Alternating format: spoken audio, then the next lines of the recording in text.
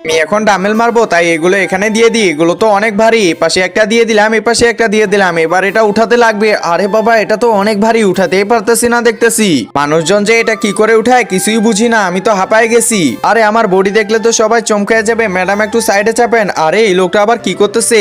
এখানে আমি বড় বড় গুলো দিয়ে দিব। এই তো এপাশে একটা দিয়ে দিলাম, আরো একটা দিয়ে দিলাম, এরপর আরো একটা দিয়ে দিব।